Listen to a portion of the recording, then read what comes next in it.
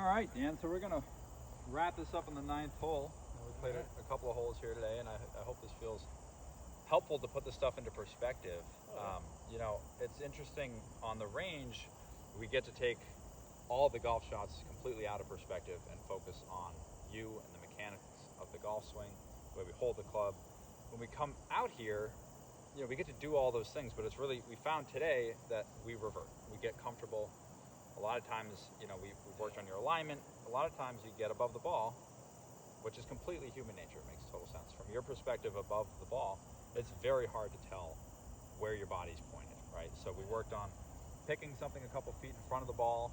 We're going to practice that on the driving range, but it's especially important when we're practicing on the golf course to do that so that we know if we make a good swing that we're rewarded for it, as opposed to if we aim right and, you know, we hit that ball right, we might be making good mechanical moves that aren't resulting in the golf shots that we want, and then we're correcting based on those errors in setup. So that was super helpful, I hope. It feels to me like it was. It feels to me like we made some significant improvements in just sort of being mindful about that stuff. Here at Old Sandwich, we emphasize fast pace of play. Yeah. We get very used to just getting up and going, pull the trigger as soon as possible. We can be quick and we can be ready on the golf course, and we can still take our time and do everything that we need to do to make sure that our shot execution is the way that we want it to be. Yeah.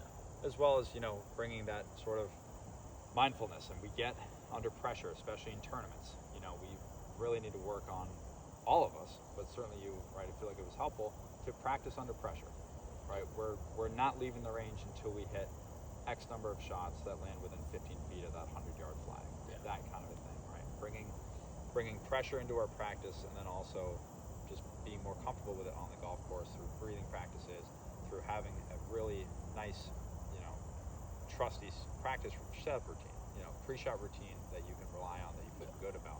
Just trust it. Yeah. And now going forward, you know, I know that you said that TrackMan is a useful tool. You know, I want you to continue to use TrackMan as much as you feel like you need to without overdoing it, right? Yeah. I love that you're on the range, you're hitting off of grass more than you are off of mats, you're picking targets. I think that that's important, and I don't want to put words in your mouth, but it seems to me like that's the case. Would you say so? Oh, completely. Yeah, right. So if we can make practice feel a little bit more like our time on the golf course, that's great. And then also, we have this beautiful golf course and these beautiful practice facilities, like the new short game area. Yeah. We can go hit, you know, 60-yard shots with the ball well above our feet and practice those things, right? So to be able to do that, understand how these adaptive environments, you know, come into play, Yep. right, makes us a much more apt golfer on the golf course. And I think with those things come, you know, learning what shots we really don't like.